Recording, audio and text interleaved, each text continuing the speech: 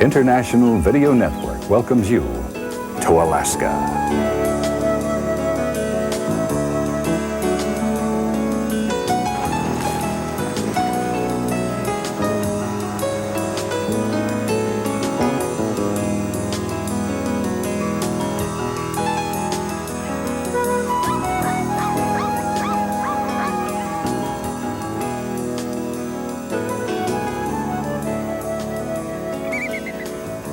Alaska, a land so vast it defies the imagination. A wildness so profound it draws you back to your place in nature. People that warm the heart, and a heritage that spans the breadth of human history.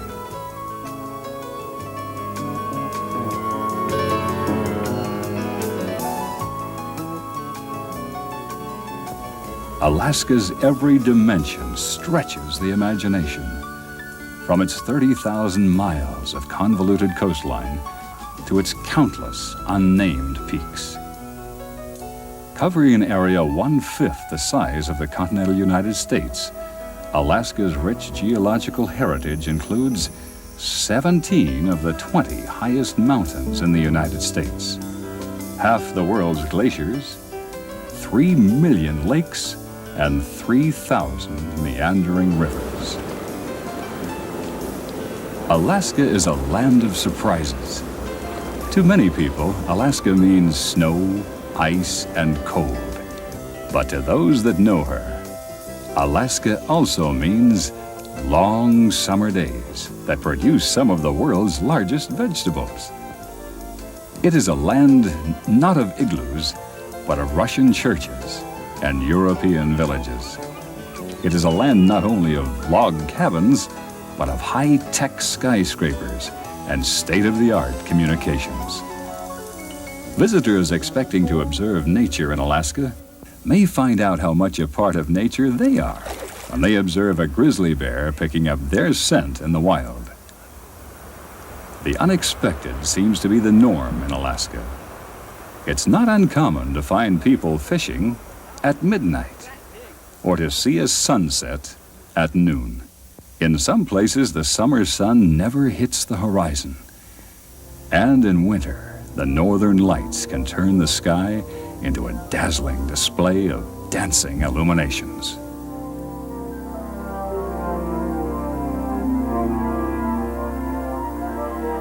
In observing the geology of Alaska, we become witness to the very forces that shape the earth on which we live.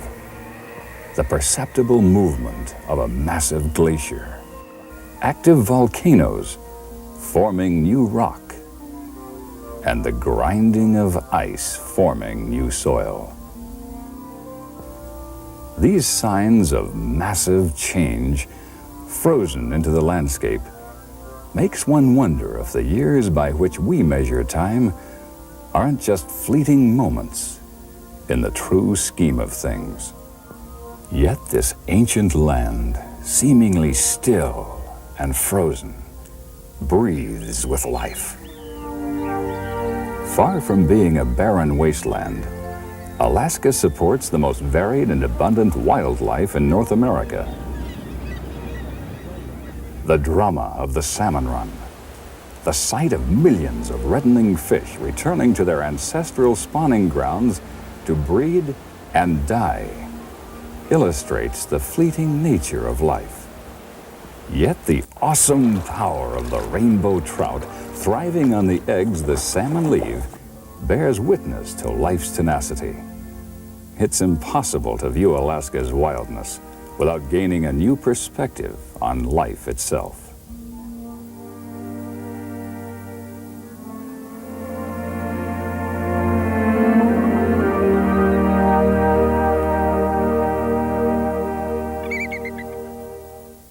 The majesty of Alaska's diverse wildlife is matched by the equally fascinating diversity of its people. Modern Alaskans have one thing in common. Every one of them is here by choice. The more recent arrivals have come here to partake of Alaska's many economic opportunities, or to enjoy the freedom and contact with nature the Alaskan lifestyle affords. In addition to the modern Alaskan, the Eskimo, the Indian, and the Aleut have maintained their cultural identity in small communities scattered throughout the 50th state. The indigenous natives, the Indians and Eskimos, whose aboriginal homeland this is, have fared better than their cousins to the south and are committed to preserving the values of their native cultures. The very size of Alaska encourages diversity in its people. Many communities remain isolated by distance and terrain. And it's this same isolation, the empty spaces on the Alaskan maps, that visitors to Alaska find irresistible. The major highways cover only a small portion of the state, and of these, only a few are open year-round. Many towns are accessible only by plane, or in the case of some northern coastal towns, by barge during the summer months. The airplane plays a major role in all aspects of modern Alaskan life. Owning a small plane is not a luxury reserved for the wealthy, but a commonplace necessity. One of 3 Alaskan citizens has a pilot's license, giving the state more private pilots per capita than anywhere in the world. And instead of a main street, many communities have an airstrip down the center of town. It would be difficult to see very much of Alaska without spending some time in a small plane. Charter air services are readily available throughout the state. Fly-in fishing trips are popular and provide the wilderness experience of a lifetime for the adventurous angler.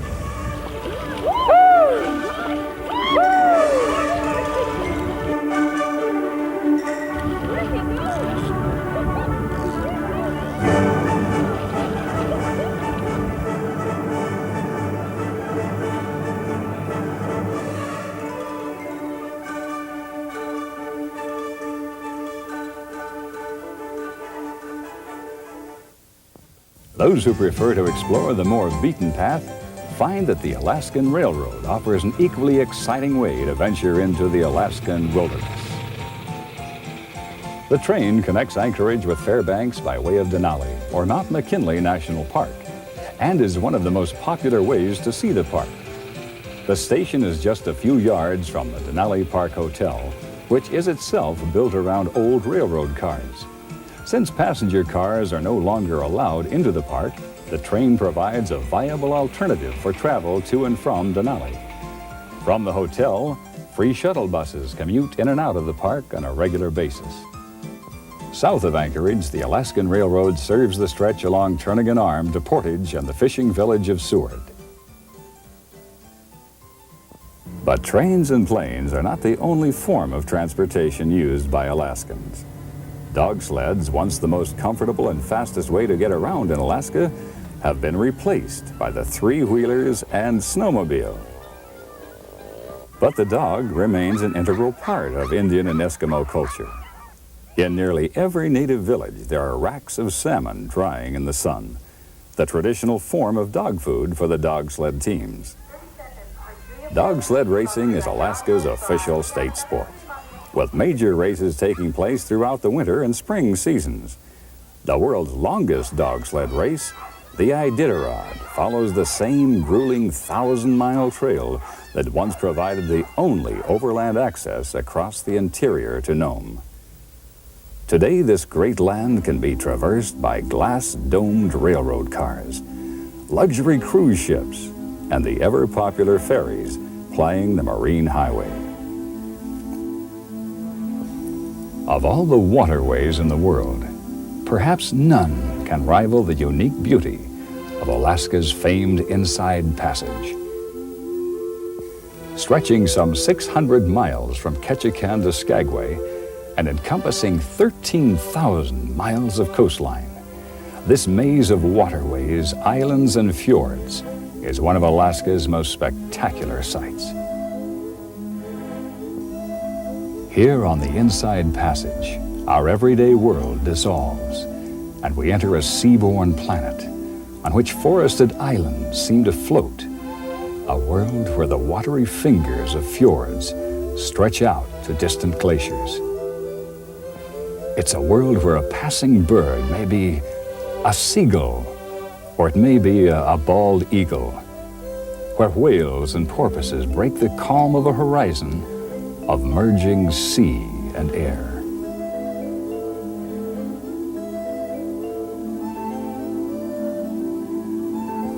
The summer sunset in Alaska seems to last forever, and there's no better place to enjoy it than from the deck of a boat on the Inside Passage. The colors shift and change until all the world turns to gold.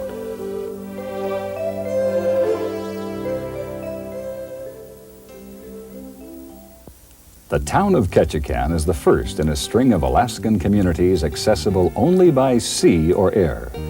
Although Ketchikan almost never sees snow or ice, it is one of the rainiest places in North America, averaging some 154 inches of rain per year. Despite the rain, Ketchikan is a popular vacation spot, due in part to its outstanding sport fishing and its close proximity to the lower 48. Years before the present town was here, this was a fishing camp for Haida and Tlingit Indians who left a visible legacy of their proud culture. These mysterious, awe-inspiring totem poles, combining both human and animal forms, are genealogies, stories of family deeds. A symbolic record of a non-literate people, they demonstrate the Indian belief that man is involved in a deep kinship with nature. The totemic animals, the raven, the bear, the shark, the wolf, and the eagle, are not just animals, but true relatives on this earth. A lot of times there's a pride that is involved in being native, in being an Indian, and that has kind of been lost. Carving is kind of considered a lost art, but the whole idea is to try to revive it. I think it's very important to try to develop or pass on or even inspire some of those individuals that are that have a little interest in carving.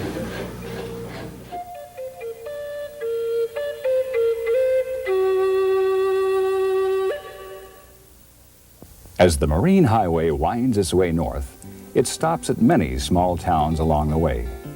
For towns like Wrangell, the ferry is the main link with the outside world.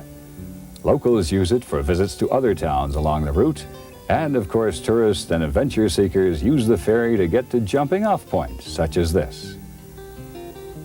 After the Wrangell narrows, the bright and beautiful town of Petersburg beams a velkommen, which means welcome in Norwegian, and the people of this town mean it.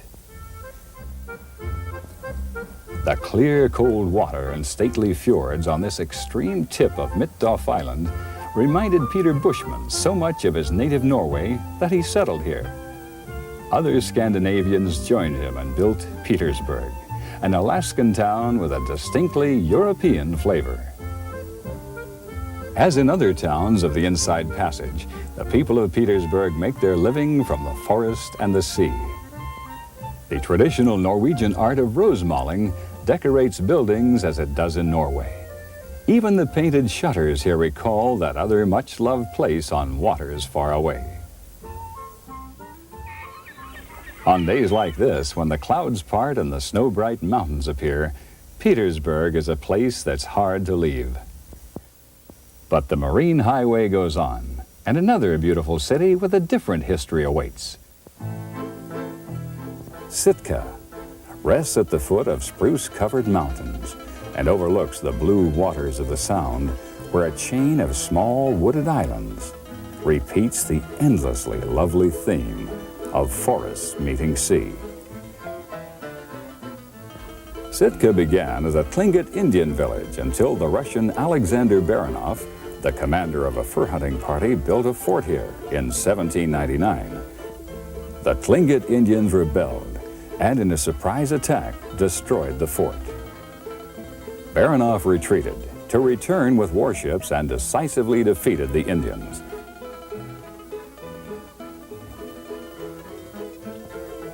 Baranof then built a castle on this hill, but only the cannon remains today. Sitka soon became a flourishing town. It was here that the Russian flag was lowered in 1867 when the United States bought all of Alaska from Russia for the then outrageous price of $7.2 million, less than 3 cents an acre. Sitka became the capital of the new territory until the early 1900s when it was moved to Juneau. Timber, fishing, and government keep Sitka thriving, and tourism is growing. St. Michael's Church is one of the finest examples of rural Russian architecture in Alaska. When this 150-year-old building burned down in 1966, the people saved the doors and priceless icons and rebuilt the church exactly. This stately building is the first of 5 homes the state of Alaska has built for its older citizens. The Old Pioneers' Home honors the original settlers of Alaska, and the statue of the Old Pioneer was modeled after Skagway Bill Fonda. The Sheldon Jackson Museum houses an excellent collection of antique and modern Indian artifacts and totem poles. In its own way, this native art is a forceful and graphic history of the events that shaped the region. Nearby, Sheldon Jackson College operates a salmon hatchery, which visitors can observe from viewing platforms. Beyond the hatchery, the yacht harbor lies nestled in a beautiful natural harbor, one of the reasons why Sitka became the first capital of Alaska. In the early 1900s, the swell of gold rush activity moved Alaska's political and economic focus north to the town of Juneau. Juneau is a busy, modern city thrust against a 15,000 square mile ice-capped range of mountains with water on the other side. In Alaska, nature dwarfs human achievement, and yet up against these elemental forces, the people persist and even thrive. Not only do they thrive, they have fun.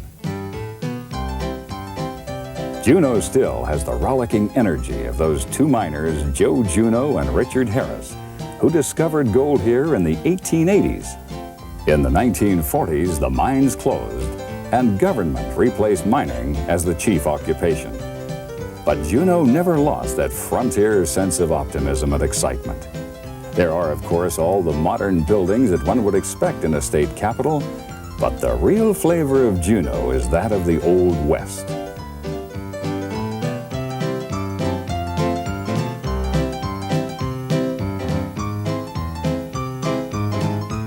It's not hard to imagine what those days and nights were like during the peak of the gold boom. And still today, the Alaska Hotel, with its antique furnishings, shows what a visitor to this town could expect in the way of accommodations back in the days when gold was king and Victoria was queen. But unlike old western towns of the lower 48, Juneau has a glacier within walking distance. The famous Mendenhall Glacier is receding, and as it does, the land-hungry people of Juneau follow it with buildings. Because of its geographic limitations, the city of Juneau has trouble finding the space it needs. Ironically, it's actually the 2nd largest city in the world in terms of geographical size, but one of the smallest in terms of usable space. It's the capital of the state of Alaska, but a capital without room to grow. In 1974, the people of Alaska voted to move the state capital to Anchorage, but they never voted in the funds for the move.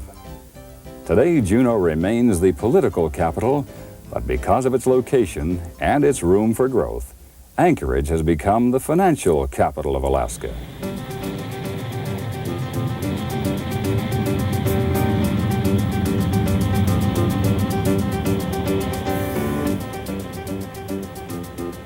To any big city dweller, Anchorage seems like a small town.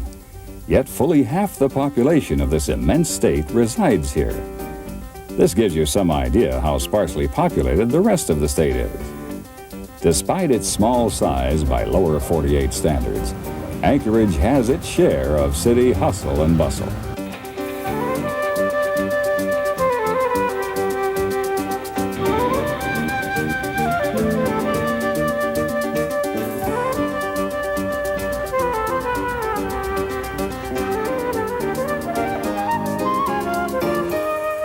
city of Anchorage dates back to the late 19th century, when it was a tent city for gold miners and fur trappers.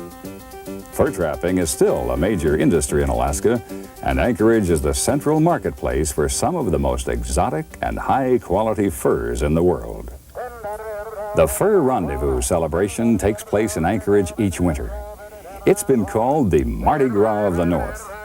It evolved from a gathering of fur trappers to a rip-roaring celebration which features such delightful events as outhouse and canoe races.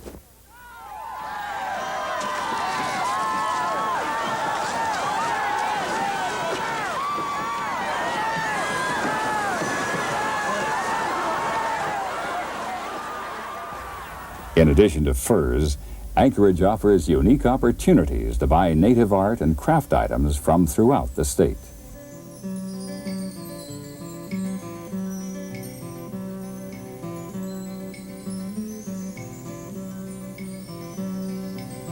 To the Alaskan native, art was and is a way of life.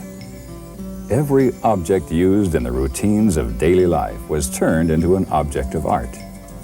Scrimshaw, ceremonial masks, and ivory carvings are but a few of the art forms available in these shops.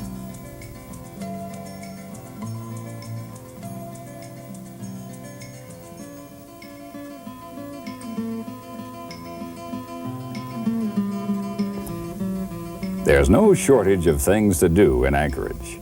For the more adventurous spirit, an evening balloon ride provides an unforgettable experience.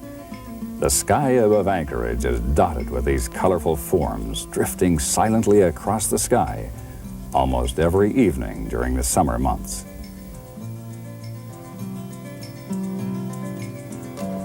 Many prefer to stay closer to the ground and see Anchorage from the second story of one of the free double-decker buses serving the city. One of the more popular day trips from Anchorage follows the Seward Highway along Turnagain Arm past the Potter Point State Game Refuge on the way to Portage Glacier. Potter Flats, a mere 10 miles from Anchorage, is a wonderful place to view wildfowl. Over 130 species of migratory birds feed and nest here. The road to Portage Glacier also passes several areas where salmon spawn in creeks adjacent to the road. Just inside the park, a viewing platform extends out onto the water for a bird's-eye view of this natural spectacle. Portage Glacier itself is one of the most photographed spots in Alaska. This clear blue lake with its thousands of floating icebergs becomes a playground for hundreds of visitors every day.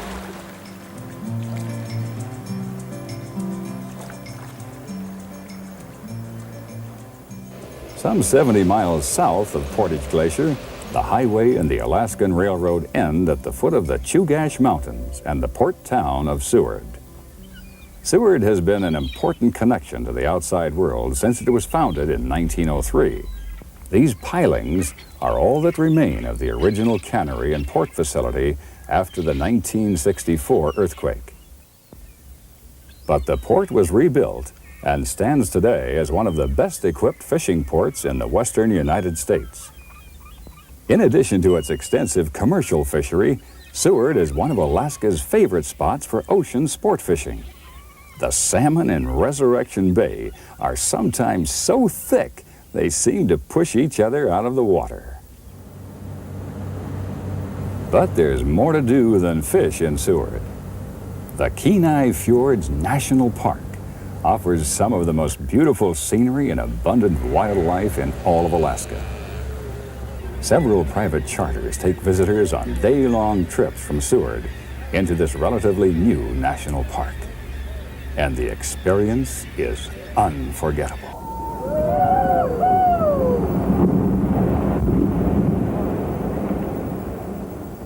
These enchanting fjords, stretching from Seward to the southern tip of the Kenai Peninsula, are the flooded valleys left by the ancient glaciers and provide the ideal habitat for thousands of migratory birds and a multitude of rare and beautiful animals. As the boat rounds the point of each new bay or fjord, a unique and stunning panorama unfolds. Majestic bald eagles nest on the isolated islets left by the weathering of surf and wind. Dramatic rock arches jut out of the azure waters, framing the distant glaciers and echoing the sounds of the surging swells. The playful dolphins can often be seen riding the waves created by the wake of the boat. For the seals and sea lions, these calm waters provide an ideal calving ground. The only danger they face is an occasional lunge onto the rocks by an aggressive killer whale, a natural enemy to these smaller sea mammals. And then there are the birds, thousands of them. Over 175,000 birds of some 18 species, including the famous puffin, make their nests here every year. Sea otters are perhaps the most lovable of all the seagoing mammals. These living treasures of the Northwest were almost hunted to extinction for their luxurious pelts.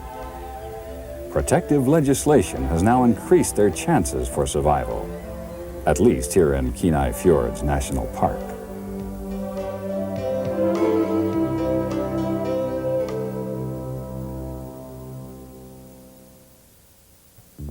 At the southern tip of the Kenai Peninsula is Homer, a commercial fishing port that has become popular with sports fishermen and campers alike.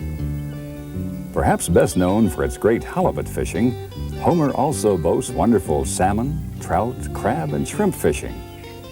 Much of the town is located on a 4.5-mile spit of land that juts out into Kashimak Bay.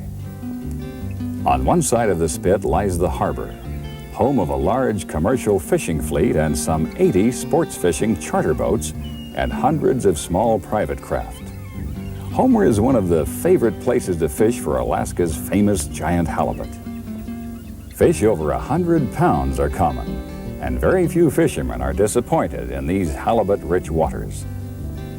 The beach across from the harbor provides a clear view of St. Augustine, an active volcano that last erupted in 1986, spewing ash over much of this area. Nearby, the Valley of 10,000 Smokes on the Alaskan Peninsula provides a close look at an area of active volcanic activity. Beginning 100 miles southwest of Homer, this area is the site of a massive volcanic eruption which occurred in 1912. The explosions that created this moonscape were so immense that they were heard 750 miles away in Juneau. This area is also one of the most popular sports fishing regions in Alaska, if not the world. The Alaskan Peninsula is almost entirely devoid of roads, and the bears make the trails.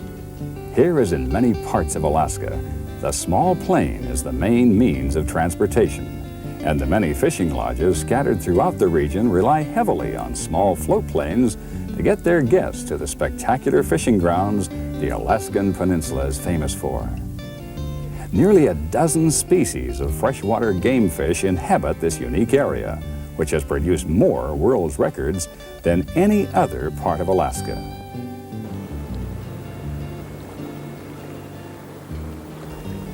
The Bristol Bay Basin is home to the largest sockeye or red salmon runs in the world. Each summer, millions of mature salmon averaging 8 pounds migrate back to Bristol Bay tributaries to spawn. Following the call of some ancient instinct, the mature fish swim up their native rivers from the ocean, across the lakes, and into the smallest creeks to the place of their birth. Upon reaching their breeding grounds, the salmon mate, spawn, and then die, leaving their flesh to fertilize this delicate ecosystem. The trillions of eggs spawned on each streambed become a prime food source for predatory fish such as this fat rainbow. Iliamna Lake, the second largest lake in the United States, is the nursery for what are thought to be the largest rainbow trout in the world. Pound for pound, these rainbows put up a better fight than any other game fish.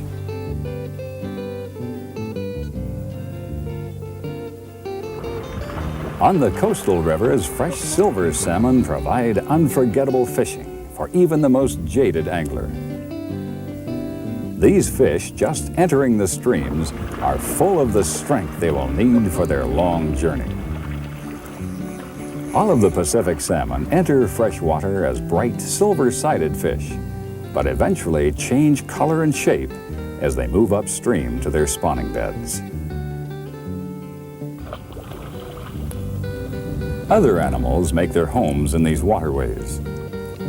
Beavers often change the course of the rivers, and another creature makes his presence known by a network of trails and indentations in the grass. The coastal brown bears are the largest land-living carnivores in the world today. The Alaskan brown can weigh up to 1,300 pounds and can grow to 8 or 9 feet in length. Although they are cousins of the grizzly, the coastal bears are much better tempered and present little or no danger to prudent visitors. During the fishing season, these magnificent creatures are completely preoccupied with eating and scarcely seem to notice their human visitors as they devour fish after fish, storing up to 1/3 of their body weight in rich protein for the coming winter. One of the most popular places to watch the activity of bears in Alaska is here at the Brooks River. This short river is the site of several extensive salmon runs and the predictable return of large numbers of bears each summer.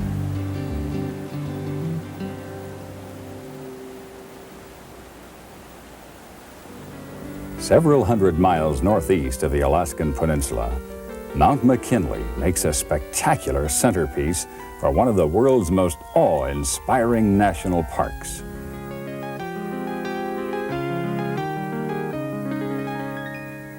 Nowadays, more often called by its original Athabascan name, Denali, meaning the high one, this largest mountain in North America is the proud pinnacle of the 600-mile Alaskan Range.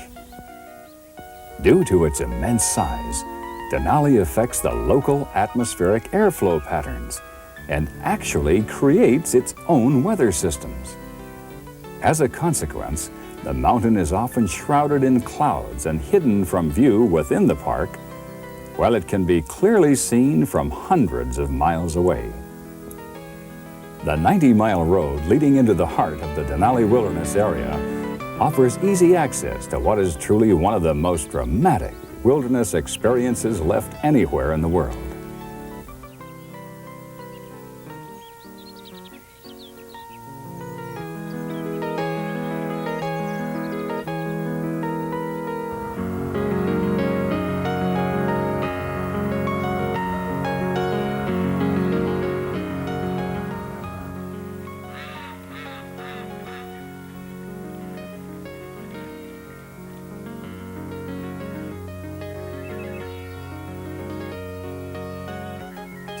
This delicate ecosystem has been protected from the fate of so many of our national parks by a policy limiting traffic into the park to shuttle and tour buses. This restriction actually enhances the Denali experience. In this more peaceful environment with uncluttered roads, the animals come much closer to the road than they did before the restrictions were imposed. And there are other ways to see the park. Several companies offer flight-seeing excursions into the park, and raft trips are available on the nearby Nenana River. The river trip features Class 1 and 2 rapids most of the year, so there's not much chance of getting wet. A safe adventure that is fun and suitable for the whole family. There's more than wilderness to the Alaskan experience. The Matanuska Valley, located just 45 miles northeast of Anchorage, reveals another side of Alaska's rich natural heritage. Alaska's long summer days and deep volcanic soils combine to create the richest farmlands in the world for some crops. The area actually holds several world records for gigantic vegetables such as these giant 80-pound cabbages grown by Jane Dinkle. In the lower 48, you've got to understand that we have the long daylight and cool summers. And your crucifers, which is your cabbage, cauliflower, broccoli, thrive under cool climate and long daylight. They'll put on a pound or so a day right now. And that's a 4-foot yardstick. That isn't a 3-foot yardstick. As the road from Anchorage to Fairbanks winds through the heartland of Alaska, many reminders of her fascinating history and unique lifestyles appear along the way. Throughout the state, many fine examples of Alaska's indigenous form of architecture can be seen. Even today, the classic log cabin has proven to be the most practical type of building and is used for everything from doghouses to churches. Fitting perfectly into the Alaskan landscape and built from readily available materials, these sturdy buildings are able to withstand huge snow loads and the stresses of thermal expansion. Natural burls, which grow on trees like this one, are often seen incorporated into these rustic structures.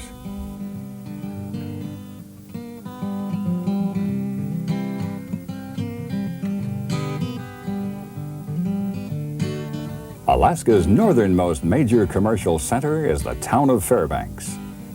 Once a booming gold rush town, modern Fairbanks still sits on Alaska's frontier. It's the home of the University of Alaska and a jumping-off point for activities in the roadless north. The university is a research center for Alaska's agricultural and technological development and the site of one of the state's most prestigious museums.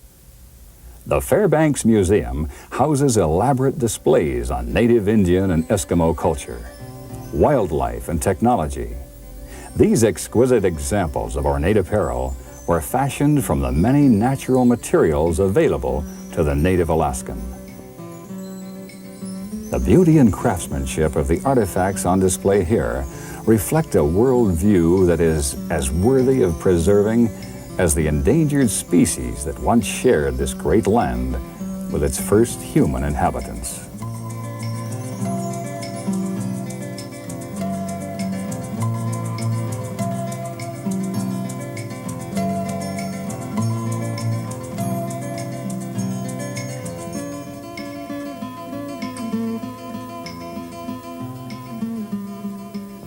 A few miles north of Fairbanks, the highway intersects the Great Alaskan Oil Pipeline, one of the most impressive technological feats of modern times.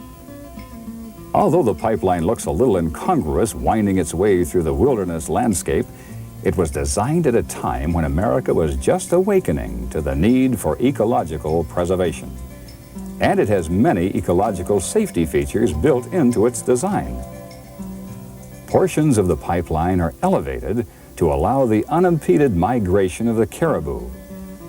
And the pipeline is designed to slide on Teflon sleds as changes in temperature cause it to expand and contract. Expansion bumpers provide cushioning for these changes and are a part of the engineering features that assure structural integrity during an earthquake of up to 8.5 on the Richter scale. In order to keep the warm oil in the pipeline from melting the permafrost below, the posts suspending the tube are actually fitted with refrigeration coils. The high-tech design of the pipeline is quite a contrast to the old machinery displayed here in Alaska Land's Mining Valley. This large theme park, built by the state of Alaska and open to the public free of charge, also features a reconstruction of downtown Fairbanks during the gold rush days. These log houses were actually moved here from the old town center. A ride on the miniature model steam train is popular with the kids and a good way to explore the park.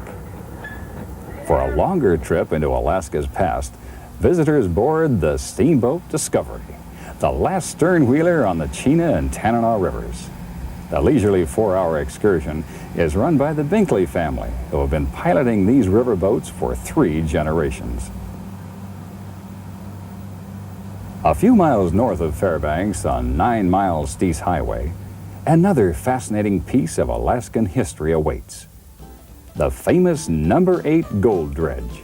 this 5-story, 250-foot rock-eating monster took its last bite of this rich placer deposit in the late 50s. Today, amateur prospectors try their hand at panning the gravels that lay just out of reach of the giant machine when it stopped working. Gold fever still kindles the Alaskan imagination, and nowhere is it more contagious than in Nome. There's still millions of dollars worth of gold trapped in this frozen ground, and there are still quite a few people making a living mining here.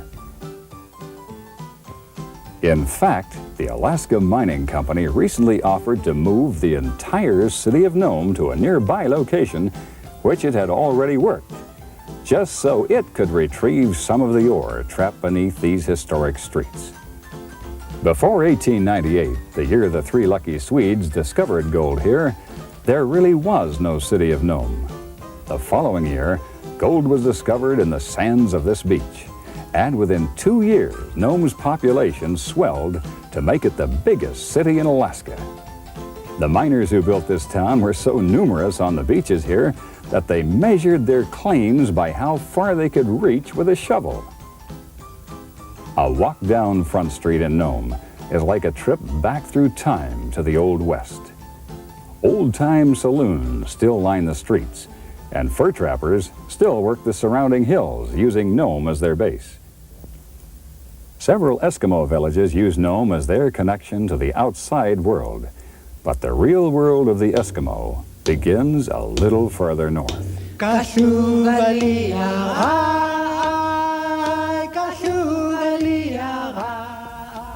Kotzebue is a town of a little over 2,000 people, 80% of them Eskimo, and still basically a subsistence culture. This is a harsh, wild place at the end of the earth, pressed against the cold Arctic Sea. Hunting and fishing are primary sources of livelihood. Kotzebue sits on a peninsula near the location of the ancient Bering Land Bridge, which was the route of those earliest Americans on their trek from Asia to this new land. There is archaeological evidence here of settlements going back for millennia. It's this historical perspective that gives the native people of this region the strength to resist the pressures of an imported culture and to preserve their own ways.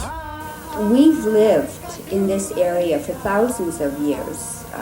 This is an ancient living area for the Inupiaq people, and we've lived in harmony with nature. We've lived pretty much in harmony with ourselves, and we believe that the values that we currently have are going to allow us to continue to live here in harmony with nature and one another. The native people here have a true resource in their own proven traditions. Modern cultural innovations are accepted when they serve a purpose, but there is an increasing awareness that for a hunting and gathering people, the old proven ways work best. Here in this living museum of the Arctic, the elders of the village preserve knowledge of this endangered culture to share with visitors who get an unusual opportunity to observe the native culture.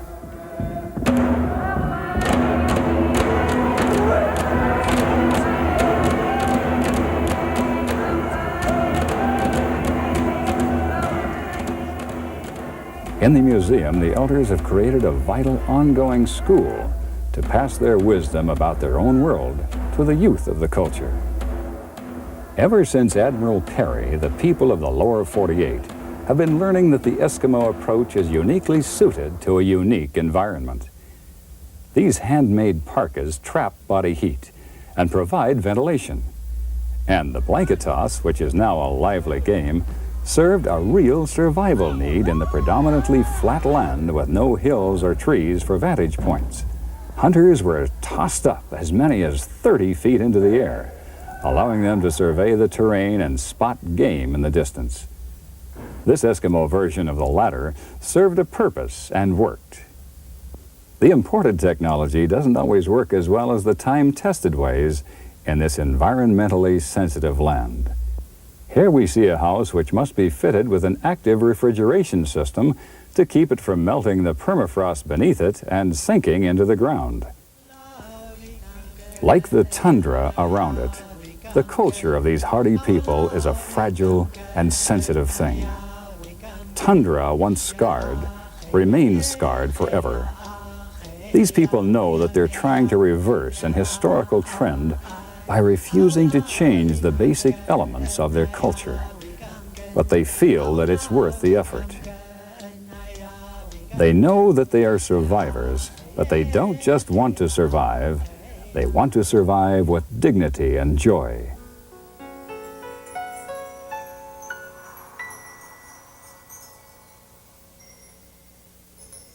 And as it is with the Eskimo, struggling to maintain their culture while integrating into the modern world, so it is with all of Alaska. Alaska is a rare and fragile window into the natural world. A world where every living thing lives in harmony with the powerful forces of nature. A world where the forces of nature prevail, and man must be in tune or perish. Visitors fortunate enough to experience this wonderful place would do well to experience it on its own terms, without imposing their own day-to-day values on this unique and precious experience. Although one can bring modern creature comforts along, everyone who visits this raw and wild land finds themselves roughing it just a bit. For some, that may mean sleepless frostbitten nights on an ice field at the foot of Mount McKinley. For others, it may mean a lukewarm shower, a dirt road, or an evening without television. Part of the magic of Alaska is that her most profound experiences may come when least expected. The beaten path may offer many wonders, but the moments that last forever may sneak up on you like the Chinook winds and linger like an Alaskan sunset.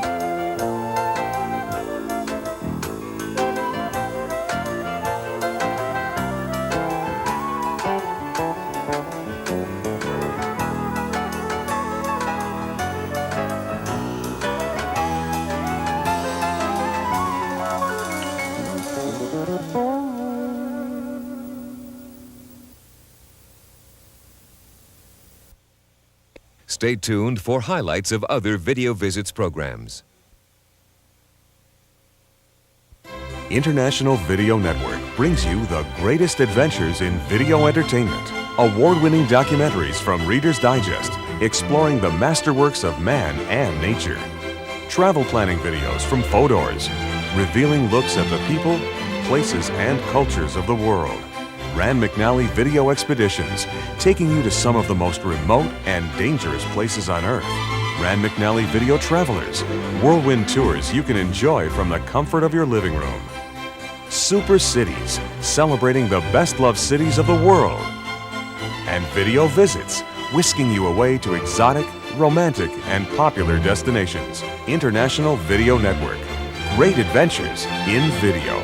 See your local video retailer or call International Video Network at 1-800-669-4486, extension 850 for your free catalog, featuring more than 250 travel, documentary, and special interest videos.